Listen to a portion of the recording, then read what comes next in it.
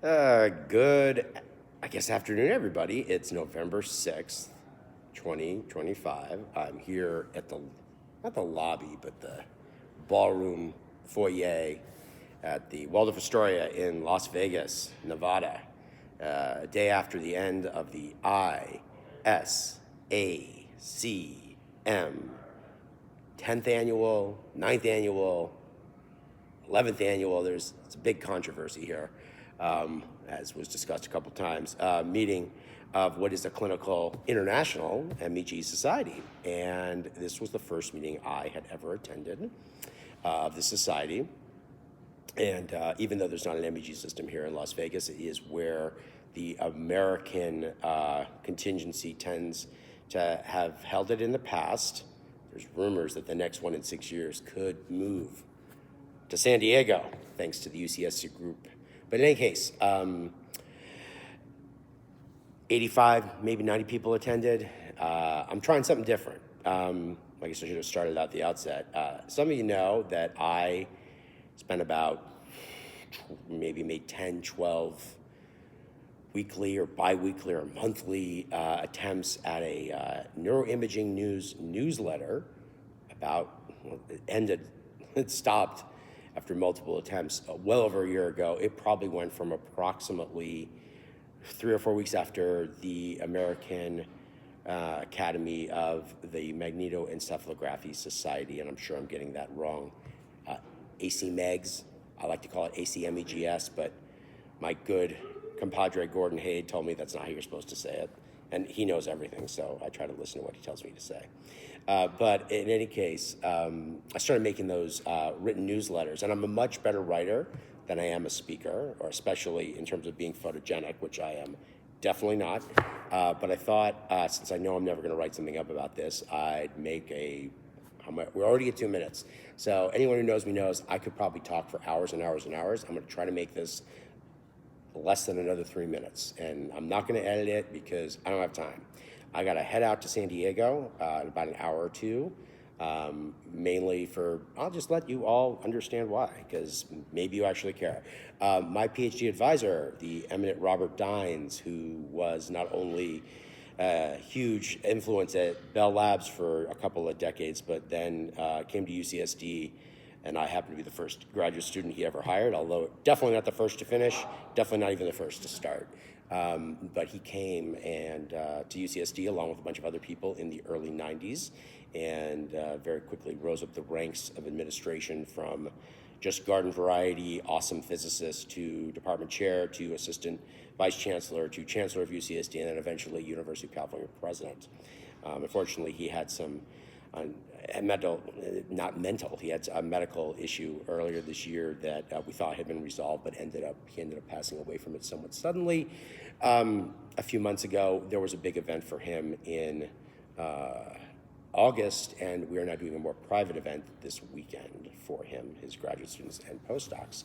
Then I'm there in addition to go to IEEE Neural Engineering, and then spend a couple of days bouncing around the expo floor of the Society for Neuroscience. So if you somehow have an interest in seeing me, and you're going to be at not the first private event, but that smaller, it sounds very interesting, IEEE conference or the enormous Society for Neuroscience, please find me either on LinkedIn or what have you. But this conference was awesome. I wish it had been bigger, in the sense I wish more people attended. As some know, I tried to get more sites, at least sites I know in North America, to attend.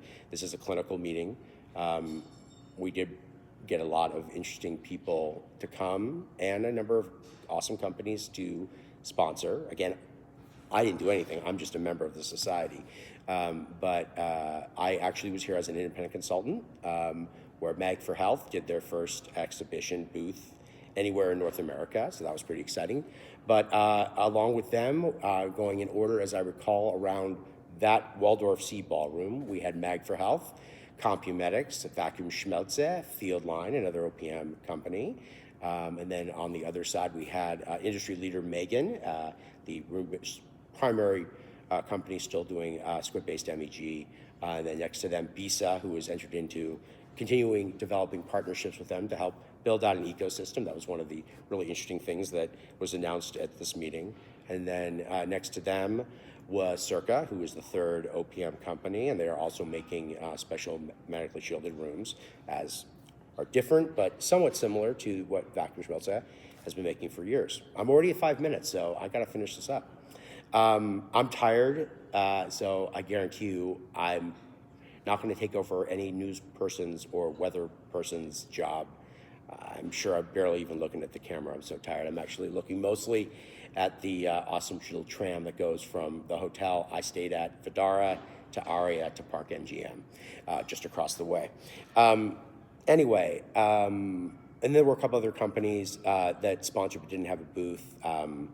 Anti-Neuro, my friends there, who I actually need to talk to about some stuff I've been working on. And there was another company, I can't remember it, and I'm so sorry. And if I remember, maybe I'll put it in some sort of liner notes or whatever. In any case, there's a lot of collegiality here, a lot of excitement for what OPMs will bring both to MEG as a whole, but clinical MEG, and of course, the ultimate goal of improving patient outcome, which I think we all had to remind ourselves is really the whole point of all of this. Some of us are physicists, get enamored with the new technology, but in the end, you cannot be a solution looking for a problem. There's a real need to improve, even though epilepsy is still an unmet need. Many places in this country and in the world, there is an unmet need for additional indications that still need to be developed and standardized, but MEG can definitely bring to bear, along with its more common and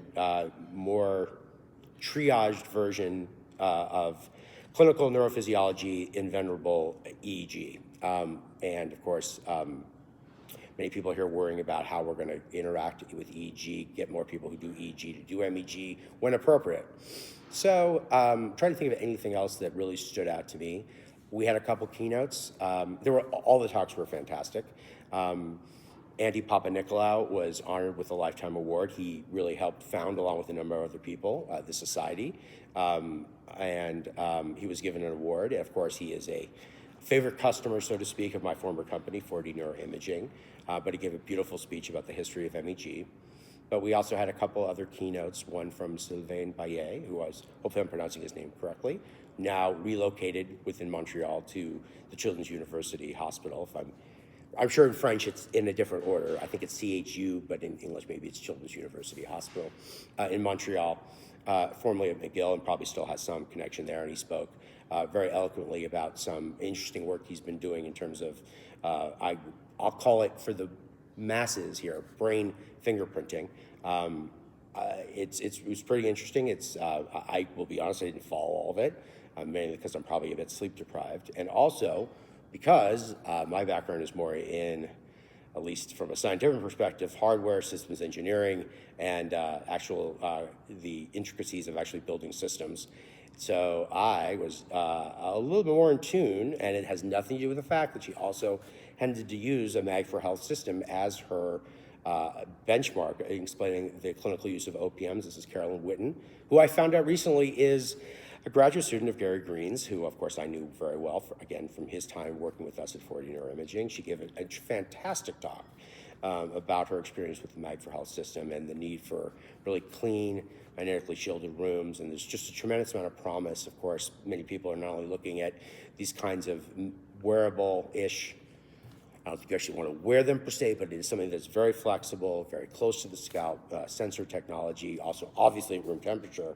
That's not only going to be able to do much of what Squid MEG has been able to do, and again, I think the data that she's been able to show is so close to the gold standard of Squid measurement that I think we can stop worrying about making those comparisons at this point. But real exciting promise, although she didn't talk about it. I've seen other people talk over the last year about being able to use these very flexible in terms of placement, and again, because they don't have to stay in a rigid environment. You can start thinking about placing them along the spine. You can start talking about doing peripheral nerve imaging, doing EMGs, or I should say MMGs. I'm so used to saying E.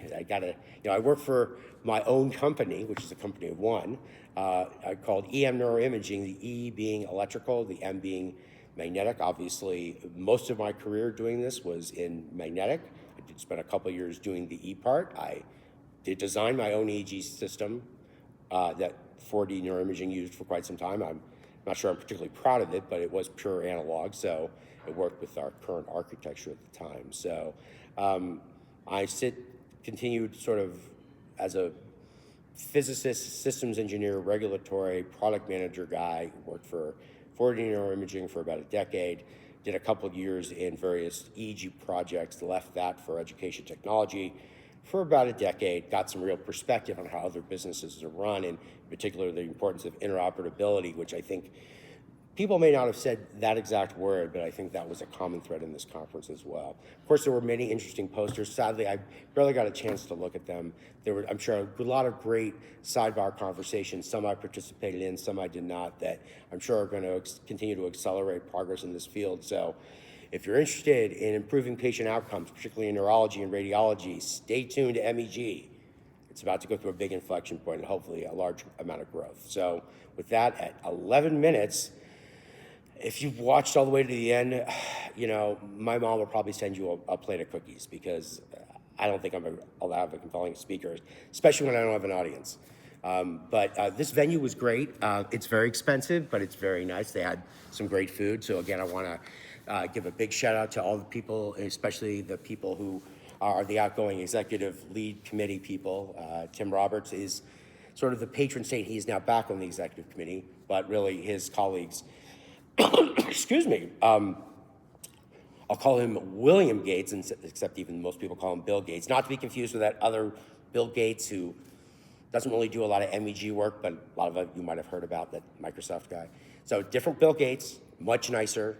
I could say a lot more comments about the other Bill Gates. I'm not going to do that. But Bill did a fantastic job leading and organizing this event along with Darren, who's, of course, name I've already forgotten, out of Sick Kids in Toronto. I know other people were heavily involved in this.